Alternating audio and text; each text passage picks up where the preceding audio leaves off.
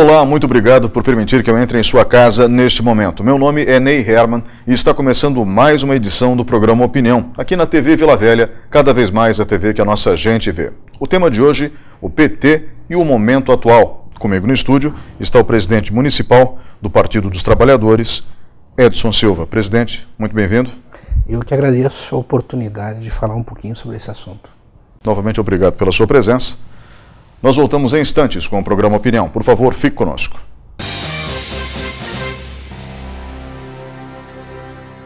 Programa Opinião. Apoio. Supermercados Tozeto. Bem mais que um supermercado. Plana Turismo. Roteiros que te refazem. Eletrocometa. Qualidade e experiência. Procureimóvel.com.br. O seu imóvel sem dor de cabeça. Olá, estamos de volta com o programa Opinião. Este é o segundo bloco. O tema de hoje, o PT e o momento atual. Comigo no estúdio está o presidente municipal do Partido dos Trabalhadores, Edson Silva. Presidente, o PT foi fundado em 1981 e teve uma história de consolidação ideológica ao longo desses anos todos, mas levou 20 anos para chegar à presidência da República.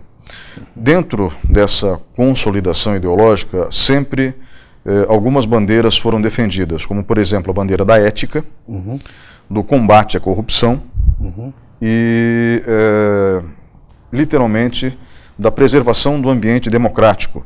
Muitas correntes ideológicas faziam parte do Partido dos Trabalhadores. Aliás, o partido foi fundado não apenas por sindicalistas, mas por lideranças intelectuais e também membros do clero, especificamente da Igreja Católica, que eram, como eu posso dizer, militantes das comunidades eclesiais de base. Com o passar do tempo, o PT teve que, para chegar ao poder, flexibilizar um pouco a sua postura ideológica. Tanto que, quando venceu a eleição, o vice de Luiz Inácio Lula da Silva era José de Alencar, integrante do PL, Partido Liberal, hoje Partido da República, um partido de centro-direita. Isso deixou muitos integrantes do partido descontentes. Uma dessas alas acabou saindo e formou o PSOL. Certo. O que eu gostaria de entender é o seguinte, eu não preciso aqui relembrar no programa todas as denúncias e todos os problemas que o PT enfrenta nesse momento. Certo. Denúncias que envolvem, inclusive, o nome mais carismático da história do partido, que é Luiz Inácio Lula da Silva. Mas eu preciso compreender um pouquinho dessa transição histórica. Afinal de contas, o PT é um partido comunista, socialista, apenas de esquerda, de centro-esquerda. Qual é a linha ideológica do partido? Como que ela foi elaborada e ela ainda existe? Não, certamente ela existe. Hoje, no mundo ocidental, porque você tem o mundo oriental também, você tem 4 perspectivas políticas, né, que disputam a hegemonia em determinados lugares. Né. Você tem 2 obsoletas, digamos assim, clássicas, que é o comunismo clássico, soviético, chinês, e o liberalismo clássico. Né. Essas 2 surgiram em determinados momentos históricos. Por exemplo, no século XIX, você tem toda uma luta contra a desigualdade social. Se identifica que a desigualdade social é propriedade privada. Né? Isso vai gerar o pensamento comunista clássico. Né? O pensamento liberal clássico surge no século XVIII, anterior, XVII, XVIII, anterior ainda, como resposta, como desafio ao monarquismo absoluto. Tudo era do rei. Né? Então, o liberalismo ele surge com uma perspectiva de justiça. Significa o seguinte, dar ao trabalhador o resultado do seu trabalho. O que acontece é que com o desenvolvimento do capitalismo e do liberalismo se percebe que não apenas o trabalhador fica com o resultado do seu trabalho, mas a economia deixada de maneira completamente liberal acaba gerando monopólios. Esses monopólios produzem desigualdades sociais. E aí eu tenho acumulação não só do resultado do meu trabalho, mas eu tenho uma apropriação do trabalho alheio. Né? Nós podemos entender isso a partir de uma máxima popular. Dinheiro faz dinheiro. Né? E nessa dinâmica se cria uma sociedade onde a desigualdade social é insuportável.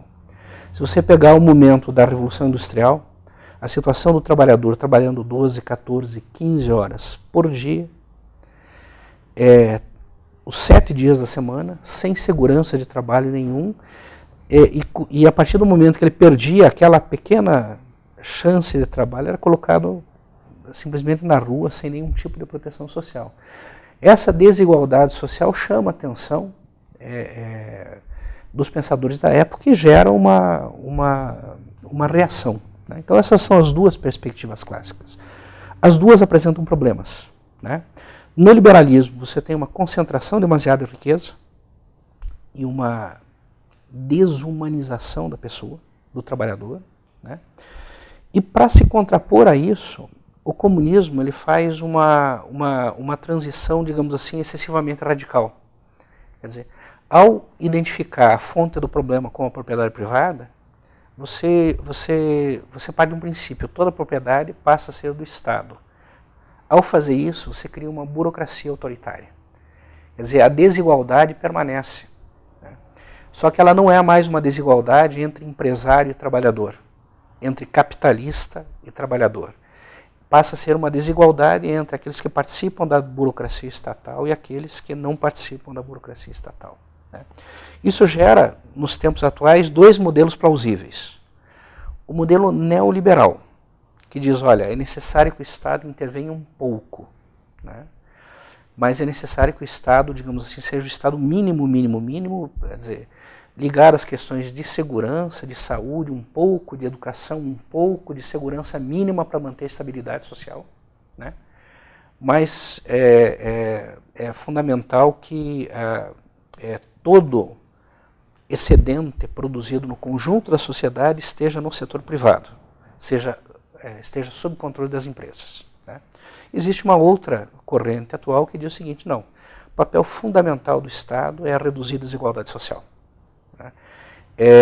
Imagine o seguinte, se nós estivéssemos num condomínio, né, e nós estamos no fundo, porque o mundo é um grande condomínio, quer dizer, nós temos uma parte privada e temos uma parte que nós temos de convívio com todas as pessoas. Né? Essa parte privada num condomínio, eu diria o seguinte, olha, eu quero pagar o mínimo possível de condomínio. Todo o dinheiro excedente eu invisto do meu apartamento para dentro. Portanto, eu posso ter aí um apartamento luxuoso, mas a parte comum pode ficar um espaço degradado. Né? Como nós temos apartamentos menores e maiores, os apartamentos menores, quer dizer, as famílias que moram em apartamentos menores, dependem mais do espaço público do que aqueles que têm grandes apartamentos. Né? E aí é fundamental que o condomínio invista no espaço público para que todas as pessoas tenham condições dignas de vida. Quando todas as pessoas têm condições dignas de vida, todas as pessoas estão melhores, mais contentes e o ambiente total do condomínio é melhor. Se eu produzo internamente uma grande concentração, onde algumas pessoas têm muito, algumas outras pessoas têm muito pouco, a tensão gera um ambiente de ódio, de disputa, de ressentimento e torna todo o condomínio inabitável. Quer dizer, são esses 2 grandes modelos. Então eu diria o modelo socialista democrático. Por quê? Porque a esquerda aprendeu que é impossível, você não pode impor a igualdade. A igualdade tem que ser construída com a sociedade, portanto, dentro da democracia, por um lado. Por outro lado, a direita também aprendeu que a liberdade absoluta produz uma desigualdade insustentável. Então, parte dessa desigualdade tem que ser corrigida pelo Estado. Então esses são os grandes modelos. Os modelos clássicos. Exatamente. O PT se encontra entre os partidos, não só o PT, mas entre os partidos que pregam que o Estado tem um papel fundamental na redução da desigualdade social e que a redução dessa desigualdade social é bom para todo mundo. Ok. Teoricamente, isso é interessante. Mas o fato é que não é tão simples. É verdade. Aí a gente fala do estado de bem-estar social, que no fundo, as nações europeias, principalmente aquelas adeptas da social-democracia, como a Suécia, muito, né, conseguiram impor com muito sucesso. Eu não sei se ainda é economicamente viável o estado de bem-estar social na Europa, né, mas a princípio, apesar das crises, eles tentam manter o máximo possível esse tipo de sistema.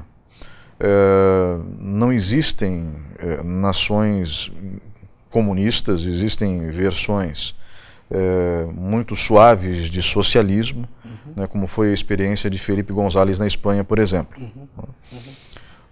Ou então na própria França durante muito tempo, com François Mitterrand também, que era um socialista. O próprio Partido Trabalhista inglês tem uma vertente muito suave socialista. E aí, logicamente, existem aquelas vertentes mais à direita, mas eu noto que os europeus tentam fugir dos extremos, Sim. embora os extremos existam, e às vezes vencem eleições, né, dependendo do momento em que aquele país se encontra. No Brasil, havia um descontentamento muito grande nas eleições de 2002 com o PSDB e com o Fernando Henrique Cardoso, porque o Plano Real, na época, ele tinha como âncora, né, o câmbio, aliás, o câmbio não, perdão, era o câmbio, ele tinha como âncora o câmbio. E daí, de repente, essa âncora teve que ser modificada e se passou para o sistema de metas de inflação, que foi uma decisão muito sábia, diga-se de passagem. Mas, de forma geral, a equipe do PSDB entregou a casa em ordem para o Partido dos Trabalhadores, de forma geral. Tanto que Luiz Inácio Lula da Silva foi buscar no PSDB alguém para presidir o Banco Central, que era Henrique Meirelles. E essa estratégia fez com que todo o receio que o mercado tinha fosse embora. O governo de Luiz Inácio Lula da Silva foi tão bem aceito que o escândalo do Mensalão mal o arranhou, ele se reelegeu. Normalmente, escândalos políticos costumam causar danos severos à imagem de alguém. Só que todo o processo envolvendo a Operação Lava Jato, e agora vamos voltar para o momento atual, e todas as denúncias feitas geraram uma frase que é extremamente pesada. Eu sei, de acordo com o ranking do TSE, que o PT não é o partido com o maior número de políticos caçados. Esse é o ranking que o TSE utiliza, ou seja, os partidos mais corruptos do Brasil. Então, se a gente partir para a listagem de políticos caçados, o Democratas vem na liderança, o PSDB logo depois, o PMDB, eu acho que em quarto ou sexto lugar se encontra o PT. Certo.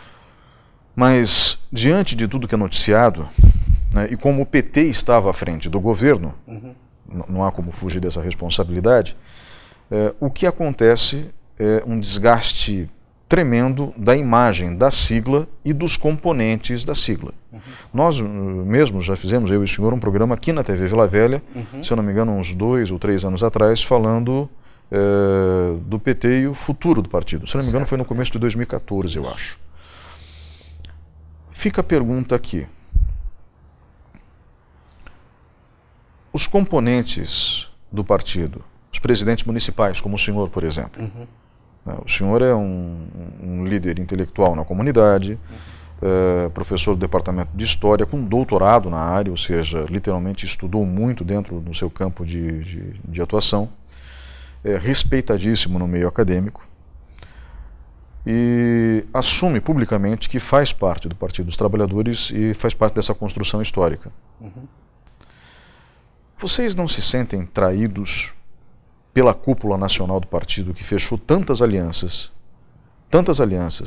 que acabaram fazendo com que o partido perdesse parte da sua identidade ideológica, pelo menos nas composições e alianças? Pois é, essa é uma questão bem colocada e difícil de responder. Em primeiro lugar, nós do município acabamos não participando da formulação dessas alianças nacionais. Existe um gap. Agora eu perguntaria, escuta, mas então por que você continua no PT? Para responder isso, eu tenho que dar 3 ou 4 passos na história. Eu entrei no PT em 86. Antes disso, em 1975, eu estava na Jufra, a Juventude Franciscana. Então o meu caminho foi via igreja, né? Eu cheguei a ser secretário executivo nacional da Jufra, e como secretário executivo nacional eu conheci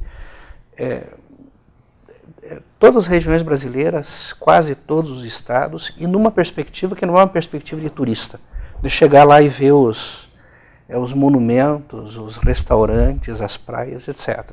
Através dos grupos que a gente liderava, a gente conhecia a realidade da comunidade. Então, dentro da Jufra e dentro da igreja, começou a se formular um projeto, que é um projeto seguinte: é necessário você ter uma ação política e estrutural que reduza essa desigualdade. Em 79, 80 e 81, eu estava estudando com os capuchinhos, estava no seminário, né? Que foi um momento de criação.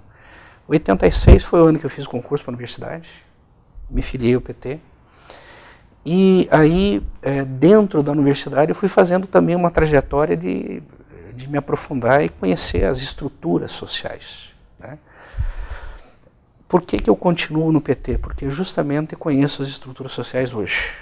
E ao fazer isso, eu tenho que fazer duas distinções. Uma coisa é teoria política, outra coisa é política de fato. A teoria política é pura. Olha, eu tenho um ideal que é um ideal concreto. Só que os ideais políticos que pertencem a cada pessoa, pertencem a grupo, para você implantar na sociedade, você tem que chegar numa sociedade que é mais complexa do que a ideia do grupo e da pessoa.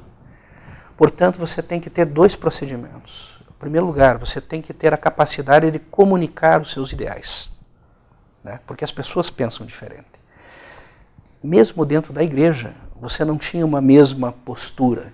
Quer dizer, a esquerda católica, ela se formou lá na ação católica na década de 20, que tinha uma perspectiva anticomunista. Na década de 60, com a juventude universitária católica, a juventude operária católica, e com uma determinada ala da ação católica, é que se estruturou, se construiu a ideia de que as estruturas sociais têm que mudar, e o caminho para essa mudança é o caminho da política. A Revolução de 64 interrompeu esse desenvolvimento, né? E os movimentos posteriores, como a Juventude Franciscana e outros, retomaram a pastoral universitária, a pastoral operária, os movimentos eclesiais de base retomaram esse conceito e construíram um ideal. Só que esse ideal, que é o ideal de grupo, ele vai ter que ser implantado numa sociedade que é uma sociedade complexa. E, portanto, ele tem que ser comunicado, ele tem que ser convencido e ele tem que ser negociado. E ao fazer isso, você tem que fazer dentro das estruturas que estão postas. Portanto, ao entrar numa ação política para construir esse ideal de sociedade, você esbarra numa estrutura política que já está posta, né? Raimundo Faoro, quer dizer, na década de 50, escreveu um livro chamado Os Donos do Poder. E nesse Os Donos do Poder, ele dizia o seguinte: olha, o Brasil tem uma estrutura que está clara. Ela é coronelista, ela é clientelista e ela é patrimonialista. O que é patrimonialista? As pessoas que hoje, que naquela época já detinham o poder, tratavam o Estado como seu patrimônio pessoal, né? E você tem uma atitude passiva da maioria da população como clientes dessa pessoa. Essa estrutura que estava colocada. E foi nessa estrutura que tem um dos elementos que ele é central para manter essa estrutura, que é a dependência do sistema eleitoral que nós temos do dinheiro. Todos nós sabemos, né, que para você fazer uma campanha vereador, a prefeito, a deputado, a presidente, você depende de dinheiro. Só para dar um exemplo do que isso significa e do significado que isso tem no processo de deturpação da democracia, eu diria que em torno de 80% do Congresso Nacional tem um patrimônio superior a R$1 milhão. Por quê? esse Congresso Nacional, ele deveria representar a estrutura da sociedade brasileira. Portanto, trabalhadores deveriam chegar, classe média deveria chegar, professores deveriam chegar, intelectuais deveriam chegar. E é interessante que professores e intelectuais não chegam. O nível intelectual do Congresso Nacional, que se revelou nas últimas sessões que tiveram exposição pública, é um nível degradante. Qual é o filtro? O filtro é o dinheiro. O filtro é o dinheiro. Essa contaminação é que está sendo revelada agora, até porque as instituições de fiscalização e de controle estão tendo mais autonomia e ao ter isso, essas estruturas vão se revelando. Agora, nenhum partido, e aí eu digo, nenhum partido poderia sozinho ter modificado essa relação que é a relação estrutural. Diz o PT chegou ao poder. Não, o PT chegou ao executivo. E para chegar ao executivo, ele teve que fazer alianças para chegar e para manter. Portanto, é como você, olha, eu estou jogando bola, mas um dos pés está amarrado, o outro está... Então, você não faz tudo aquilo que você gostaria de fazer. Não faz tudo. E para você chegar ao poder, você vai... para chegar, não só para chegar, essa questão, para chegar e manter o poder, você faz alianças, você faz negociações, e grande parte dessas alianças e dessas negociações, estamos vendo agora, depende de recursos financeiros para manter as eleições desse, daquele ou daquele outro. Na corrupção nós temos dois nessa questão, dois elementos. É claro que você tem pessoas que se corromperam para enriquecimento pessoal, até porque quando você tem qualquer atividade à margem da lei, você não tem controle, então você tem isso e você tem a corrupção que é feita para estruturar um projeto político. Eu preciso interrompê-lo aqui justamente porque existem situações, de acordo com os investigadores, então não estou fazendo acusação nenhuma. Não, claro. Mas, de acordo com os investigadores, por exemplo, André Vargas, que era um nome poderoso do PT do Paraná, se aproveitou de toda essa estrutura para enriquecer pessoalmente. Perfeito. Né? Então, eu acho que o próprio partido não tem dúvidas em relação a isso. Não, tanto que ele foi expulso, mas tem dois... essa estruturação e a relação entre financiamento eleitoral e estrutura de poder é uma coisa que prejudica o PT internamente. Já te digo por quê. E uma pessoa, por exemplo, que é muito criticada, mas que a princípio não paira sobre essa pessoa nenhuma denúncia de enriquecimento pessoal, mas que literalmente ajudou o trânsito do dinheiro sujo, José Genuíno, certo, mostra que ele serviu, digamos assim, como pivô nesse mecanismo de corrupção. Então, mesmo que ele não tenha enriquecido pessoalmente, ele aceitou fazer parte do esquema, certo, como operador. Né? Então, são dois grupos bem distintos, aqueles que operavam o sistema, aqueles que se aproveitavam do sistema. E isso não tinha só dentro do PT, mas também dentro de outros partidos, eu acredito. Não tem dúvida. Veja, muitas vezes, aquilo que eu falei, essas pessoas que fizeram essas operações prejudicaram, inclusive, o próprio partido. Por quê? Porque estruturavam o seu poder dentro do partido também com base nisso. Também com base no dinheiro. Claro, porque o que acontece você sabe que essas pessoas podiam ajudar a eleição de outras, que naturalmente ficavam com uma dívida. Então, por exemplo, durante muito tempo, o controle do PT no Paraná foi do André Vargas. Grande parte desse controle foi baseado justamente na capacidade que ele tinha de distribuir e alocar os recursos do partido. E aí haviam grupos privilegiados e grupos não privilegiados. Em Ponta Grossa nós estávamos entre os grupos não privilegiados. Sempre tivemos dificuldade de fazer campanha e sempre saímos das campanhas com dívidas que nós distribuíamos num determinado grupo para você ir resolvendo, e parte se resolvia, parte não se resolvia. Até hoje. Então nós éramos os primos pobres, digamos assim, dessa estrutura, mas certamente você tinha também primos ricos. Mas isso é um problema só do PT. Não é. Quer dizer, o que está se revelando hoje do Eduardo Cunha é exatamente isso. O controle que ele tinha do Congresso passava justamente pela capacidade que ele tinha de mediar e financiar campanhas de vários outros deputados. É exatamente a acusação que está se fazendo ao Aécio quando ele foi presidente. Presidente do Congresso, da Câmara dos Deputados. Né? O que você faz? Ah, não, beleza, então nós precisamos eleger fulano, beltrano, ciclano, porque esses grupos vão garantir o apoio para mim ser alçado ao poder. Então você orienta os recursos para esses grupos e assim se estrutura o poder no Brasil.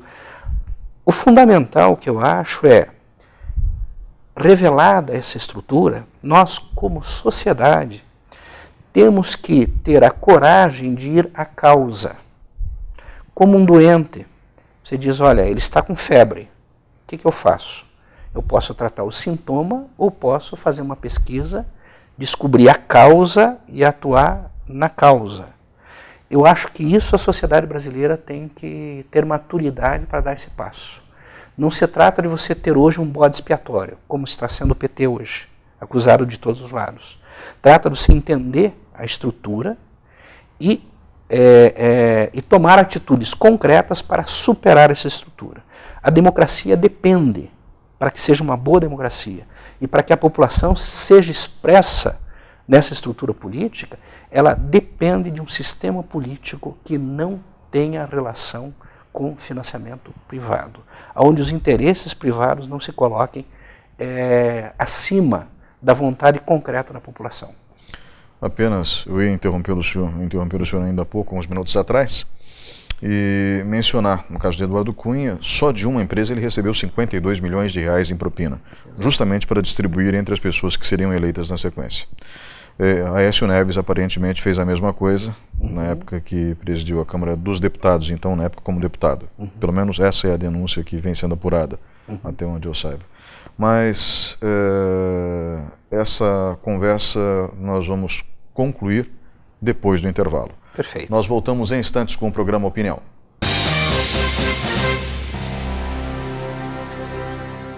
Programa Opinião. Apoio Supermercados Tozeto. Bem mais que um supermercado. Plana Turismo. Roteiros que te refazem. Eletrocometa. Qualidade e experiência. Procureimóvel.com.br. O seu imóvel sem dor de cabeça. Olá, estamos de volta com o terceiro bloco do programa Opinião. O tema de hoje, o PT e o momento atual. Comigo no estúdio está o presidente municipal do Partido dos Trabalhadores, Edson Silva. Presidente, nós comentamos no bloco anterior toda a filosofia política por trás do sistema político mundial, inclusive no Brasil. Falamos sobre a história do PT brevemente, né, como que essa história foi construída. Falamos sobre, e daí já pulamos para o momento atual, onde as parcerias, digamos assim, as alianças foram estabelecidas. O senhor revelou que as bases, os municípios não são consultados, né, ou seja, os municípios, os diretórios municipais não são consultados e, portanto, se não são consultados, literalmente acatam aquilo que parte do Diretório Nacional ou dos diretórios estaduais. Certo.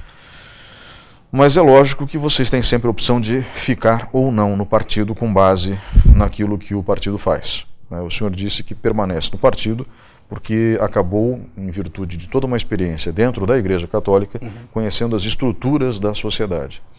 E percebeu que as estruturas da sociedade no Brasil são extremamente injustas, como, aliás, realmente são. Basta ver o volume de miseráveis que ainda temos. Agora, o senhor mencionou também que política, na teoria, é uma coisa, e na prática, infelizmente, as alianças se fazem necessárias para chegar ao poder e para se permanecer no poder. E que o dinheiro, infelizmente, isso faz mal, inclusive, para o próprio PT, foi o senhor que disse, Exato. O dinheiro acaba regendo o processo eleitoral. O senhor mesmo disse que 80% dos congressistas têm fortunas pessoais num valor superior a R$1 milhão. Só que a acusação que paira hoje sobre o PT é que o PT institucionalizou a corrupção. Essa é a acusação que paira, é isso que as pessoas dizem. E eu tenho duas perguntas para fazer para o senhor. Certo. Dentro dessa política de alianças, o senhor e os outros petistas que o senhor conhece dentro do diretório municipal ou até mesmo no diretório estadual, concordam com a corrupção para se manter no poder ou chegar ao poder antes disso? Essa é a primeira pergunta. Certamente não. Essa é uma das razões pelas quais muitos de nós não haviam ainda se colocado como partícipes do processo eleitoral, porque é um processo duro. Entretanto, aí eu diria o seguinte, nós temos aí uma encruzilhada, porque você não está, a questão não é chegar ao poder pelo poder, a questão é você chegar ao poder para realizar um projeto. E você ama tanto esse projeto, só um instante. É um projeto para um grupo ou é um projeto para a sociedade? Ah, ok. Certo. Você chega ao poder para reduzir a desigualdade social. Né? Por quê? Porque você acredita que se você chegar nisso, se chegar lá na gestão pública, você tem instrumentos para realizar esse projeto. Isso justifica o desvio de verbas? Não, eu acho que não justifica, mas é a estrutura na qual você tem que militar. Não justifica. Não justifica. Por exemplo, mesmo uma pessoa como Genuíno, que é absolutamente austero na sua vida pessoal, acredito que ele errou e acredito que ele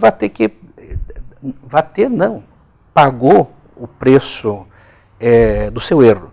Nós também, entretanto, temos que ter uma consciência da estrutura da sociedade para dizer o seguinte, essa estrutura de organização do poder político é injusta. Ela favorece uma estrutura de manutenção do poder econômico.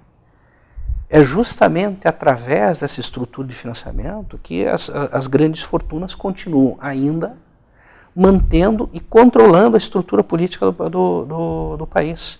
Essa estrutura que não permite que a voz do pobre, que a voz do trabalhador, a voz da necessidade seja ouvida. E você tem que militar nessa estrutura. Aí você tem duas opções. Ou você permanece como uma virgem vestal que não bota a mão na massa e permanece continuamente à margem desse processo com um discurso teoricamente bonito, mas sem a capacidade de implementar os projetos sociais, sem a capacidade de levar as demandas dos movimentos sociais concretamente à sociedade, ou você paga o preço em sangue, em dor, né, em amargura, né, da tua capacidade de realizar os projetos que você efetivamente... Nós, do PT, estamos na política pelo pobre. Mas, literalmente, a cúpula nacional, isso está comprovado, né, a cúpula nacional do partido acabou pagando verdadeiras fortunas aos aliados, dentro de um esquema que realmente não foi criado pelo PT, o mensalão já existia. O mensalão já existia, a corrupção na Petrobras já existia, a corrupção nas estruturas estaduais já existia. Mas veja, a questão da Petrobras... O PT deu continuidade a isso. É verdade, é verdade. Ele deu, e eu pergunto, concretamente, ele poderia mudar? Seria possível implementar o seu projeto mudando essa estrutura e, portanto, rompendo com as fontes de financiamento do conjunto dos partidos? O PT chegou ao poder, mais ou menos, chegou ao executivo e chegou ao executivo com aliança. Nunca tivemos maioria no Congresso, o partido. A maioria no Congresso sempre foram construções e alianças, digamos assim, as mais variadas para você executar. Então você fica entre uma coisa ou outra. Lula não tinha maioria no Congresso. Dilma, no primeiro mandato dela, tinha maioria no Congresso. Tinha, mas não com o PT, né? Não só com o projeto PT. Não só com o projeto PT. E se você for observar,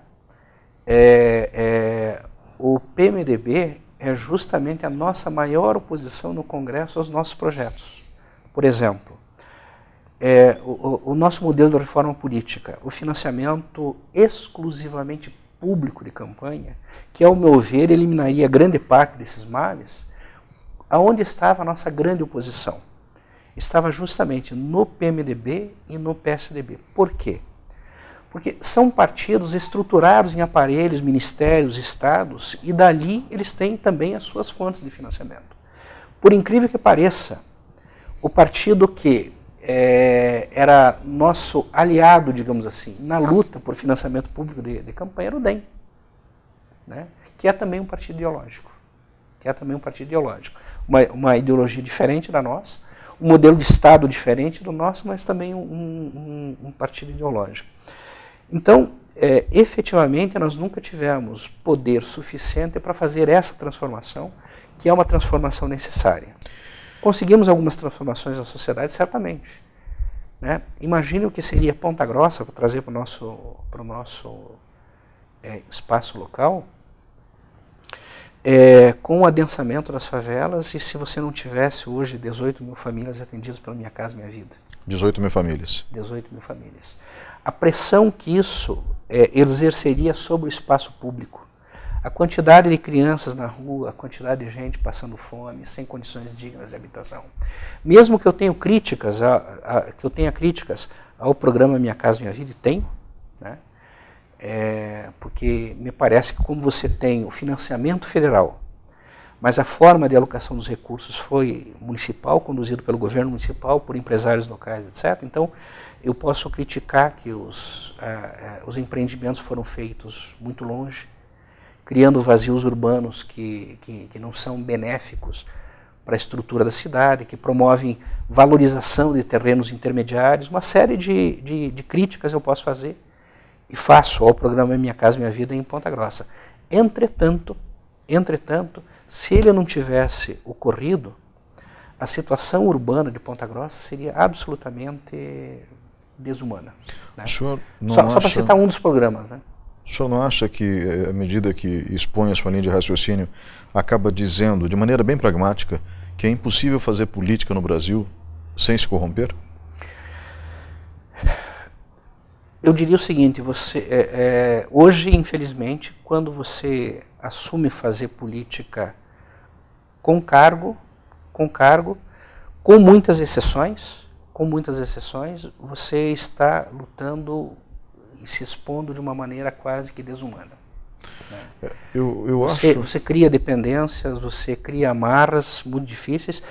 Agora, eu acho que a gente tem que ter como projeto a mudança dessa relação estrutural. Presidente. Porque também na política você tem pessoas boas e tem pessoas estruturalmente corruptas. Tem pessoas que entram na política para ser beneficiário, tem pessoas que entram na política para executar um projeto. Isso você vê. Agora, a estrutura, como se organiza a forma de eleição, dependente desses recursos, é de fato uma estrutura injusta, que certamente causa muito desconforto às pessoas honestas que militam na política. Veja, literalmente, eu sei que não foi isso que o senhor quis dizer, mas eu precisava claro. Fazer a pergunta. É óbvio que o senhor não quis dizer que política só se faz com corrupção, é óbvio. Não, mas veja... Mas que isso, infelizmente, se encontra dentro do modelo atual implantado no Brasil. Exatamente. Agora... Direta ou indiretamente. Eu entendi. Agora... Direto ou indiretamente. Por exemplo, eu posso fazer toda a minha campanha recebendo dinheiro do partido, qualquer que seja, PPS, DEM, PSDB, PMDB. Na origem, como 95%, e eu estou falando dados concretos, 95% dos recursos que financiam legalmente campanha no Brasil tem origem empresarial, eu diria que muito raramente o empresário financia uma campanha ou um partido político sem que ele tenha um interesse por trás. A Odebrecht demonstrou bem isso. Claro. E aí eu falo de novo sem objetivo de ofender, é apenas um resultado óbvio, vinculado pela mídia, com base na Operação Lava Jato. De novo, eu vou lhe perguntar, né? O senhor falou sobre a estrutura vigente no país e como que isso acaba sendo desenvolvido de uma maneira a que os eleitos se adaptem à realidade proposta. Eu vou dizer o que eu, com a experiência que eu tenho em jornalismo, né, teria feito se estivesse no lugar de pessoas como José Dirceu ou José Genuíno. Literalmente eu teria gravado tudo. Eu teria posto tudo no ar. Né? Como se diz popularmente, e o meu telespectador não gosta de expressões chulas, mas nesse caso específico, essa expressão ela cabe, eu jogaria toda a caca no ventilador. Mas o país ficaria impossível de ser administrado. Isso ainda no primeiro governo Lula. Não. Jogando toda a caca no ventilador, gente como Roberto Jefferson, um orador brilhante, ficaria literalmente sem poder de argumentação. As delações premiadas de hoje não estariam existindo. E o partido não estaria sofrendo tudo o que vem sofrendo em termos de acusação. Eu fiz um comentário esses tempos atrás na Rádio CBN e eu disse o seguinte: o maior crime que o PT cometeu a nível nacional foi deixar a camada mais desfavorecida da população sem representatividade. Porque é óbvio que as pessoas mais ligadas à direita não têm compromisso com a camada mais pobre da população. Exato. Mas o problema é que o PT se corrompeu a nível nacional de tal maneira e se encontra de tal maneira maculado por tudo que vem sendo revelado pela Operação Lava Jato que perdeu sua credibilidade moral. Certo, mas qual partido não se encontra? Isso que eu estou dizendo, essa é uma relação estrutural. É uma relação estrutural, quer dizer, eu acho que... Mas a bandeira do PT era a bandeira da ética, foi a bandeira da ética desde o começo. É verdade, mas não somente. Não somente. Eu tenho um grande amigo que fazia essa crítica, que é interessante. A ética é condição sine qua non, mas a ética ela é uma relação que sempre tem que ser permanentemente controlada, porque a possibilidade de corrupção faz parte sempre do ser humano. Isso em todos os setores, até dentro da igreja. Denúncia. Exato. Então, você tem... agora, o que diferencia o PT, e eu acho que aí ele não pode se corromper, sim, o que diferencia o PT é o projeto e o compromisso que ele tem com a população pobre. Justamente por isso é que ele não poderia ter cedido as pressões. Pois é, mas aí nós estamos trabalhando quase numa situação de política ideal, que não existe no concreto. Quer dizer, eu digo, sem você fazer aliança, sem você jogar o jogo como ele está colocado nessas estruturas, que chance você acha que o PT teria de chegar ao poder? Considerando que você tem um monopólio de comunicação, para a tua imagem e o teu discurso chegar à população, para que elas se convençam, depende de você passar por uma estrutura que também é mediada, Para a tua imagem chegar, você depende do comício, você depende da estrutura de televisão, você depende enfim, de recursos que são recursos mediados financeiramente. Na medida em que, e aí eu volto a defender o primeiro elemento que eu coloquei aqui, e vou fazer uma comparação. Na universidade, quando nós fazemos concurso, o que nós queremos com o concurso? Nós queremos os melhores. Como nós queremos os melhores, quem providencia todos os recursos para que a seleção seja bem feita? A universidade. Pode eventualmente até cobrar uma taxa igual para todos, mas a universidade propicia isso porque a universidade quer o melhor. No processo político é o contrário, quem tem mais chance. Imagine, é mais ou menos como se na universidade nós fizéssemos um leilão para o cargo de professor, onde quem tem mais recurso financeiro para apresentar o melhor a melhor aula, uma elaborada com vídeo, com recurso e tal, quem tem melhor recurso financeiro tem mais chance de entrar na universidade. Veja, para que a proposta do PT pudesse entrar no conjunto da população, o Estado tinha que ser diferente. E a transformação do Estado foi a operação que nós não conseguimos realizar. Porque não depende só do Executivo. Depende do Executivo, do Legislativo, do Judiciário e, mais do que isso, depende de um compromisso social. A duras custas, nós da esquerda aprendemos que transformações impostas causam resultados desastrosos. Cuba, União Soviética, China. Não se impõem essas coisas têm que ser conquistadas. Então, apesar da dor, do sangue e da amargura que nós estamos passando nesse processo, eu tendo a acreditar que a verdade se impõe, né? E a partir dessa visão realista que nós passamos a ter das coisas, as transformações estruturais que nós necessitamos se mantenham ou efetivamente elas aconteçam. Uma das transformações estruturais é justamente você ter um sistema de fiscalização real com autonomia, coisa que nunca houve no Brasil.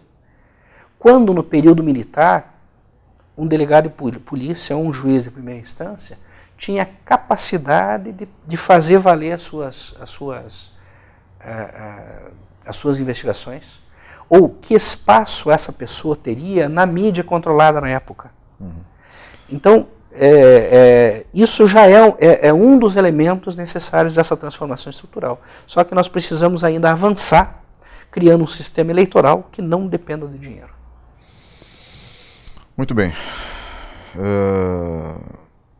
Mas eu vou apimentar um pouco as coisas conhecendo o seu caráter. Se fosse o senhor lá, o senhor não seria tão flexível como eles foram? Olha, provavelmente não. E provavelmente por isso eu não estou lá. Veja, eu certamente não quero julgar quem está lá. Não quero julgar. Porque conhecendo a estrutura do partido, eu sei também o sangue que eles pagaram para estar lá e para realizar essas mudanças. E sei que muitas pessoas fizeram o que fizeram para realizar um projeto social que realizaram em parte, né?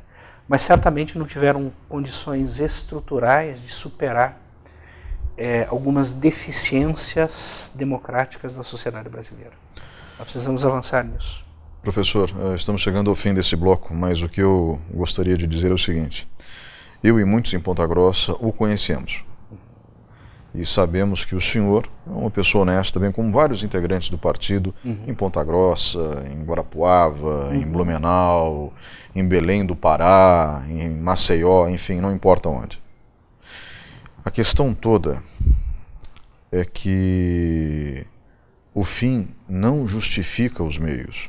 Se a gente perde a fé nisso, né, e eu sei que vocês que são integrantes desses municípios não perderam a fé, se a gente perde a fé nisso, a gente literalmente perde a fé em tudo. E acho que esse programa não tem tempo suficiente para que essa nossa discussão seja mais aprofundada. Vamos para um breve intervalo e voltamos em instantes com o programa Opinião.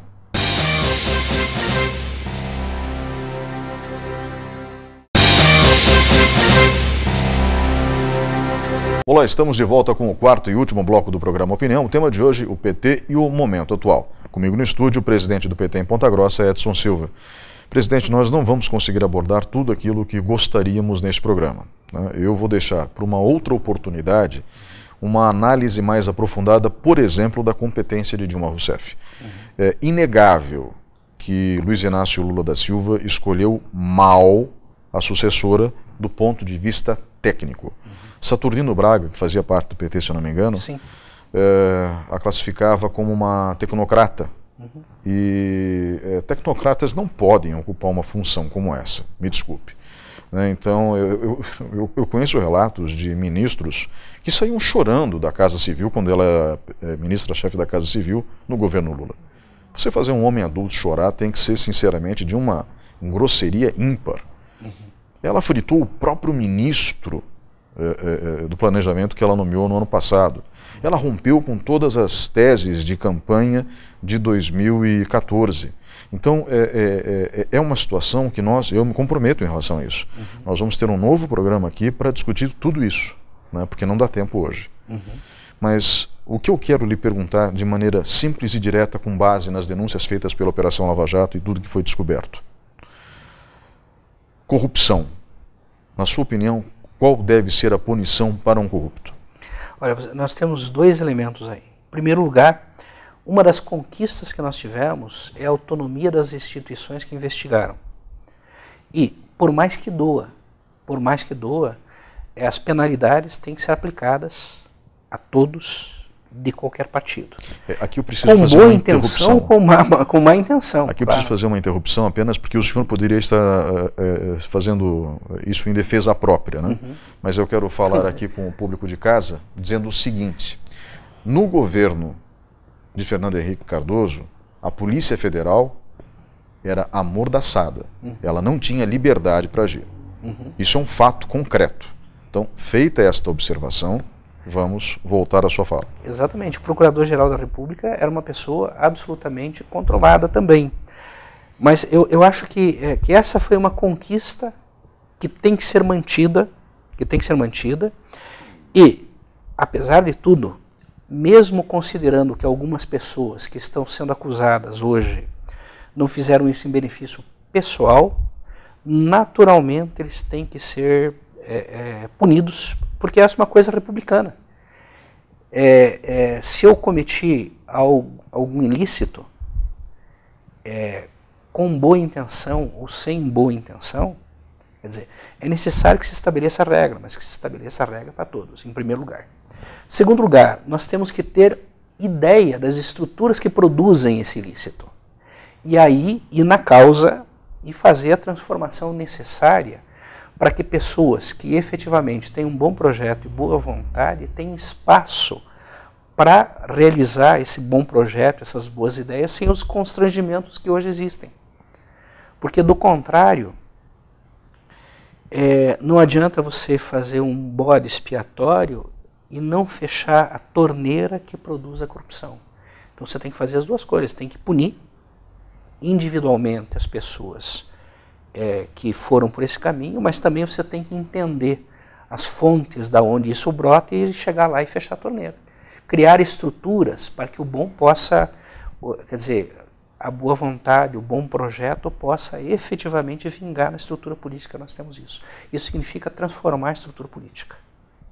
Professor Edson Silva, professor do Departamento de História da Universidade Estadual de Ponta Grossa, com doutorado na área, presidente do PT em Ponta Grossa. Eu gostaria de agradecer a sua presença hoje aqui no programa Opinião. O senhor já participou aqui em outras ocasiões, na maioria delas falando justamente sobre história e nos ajudando muito a compreender o momento que vivemos hoje olhando para o passado. E eu quero aqui falar com o público de casa antes de encerrarmos o programa, estamos nos segundos finais. Um partido não comanda nada neste Congresso, ou no Congresso anterior, ou na legislatura, enfim. Num regime democrático, ninguém governa sozinho. Portanto, esquemas de corrupção não são mantidos sozinhos. Na minha opinião, essa é a minha opinião, todos os envolvidos em esquemas de corrupção têm que ir para a cadeia. Isso inclui Luiz Inácio Lula da Silva, caso todas as denúncias sejam comprovadas. Sem foro privilegiado, sem privilégio algum para pessoa alguma. Cadeia e fim. Diga-se de passagem, eu sou partidário de uma filosofia mais agressiva, mas é cláusula pétrea da Constituição, o direito à vida, portanto, eu não teria, como se diz, apoio legal. Na minha opinião, o único crime passível de pena de morte é a corrupção, ativa e passiva. Porque o corrupto é um genocídio.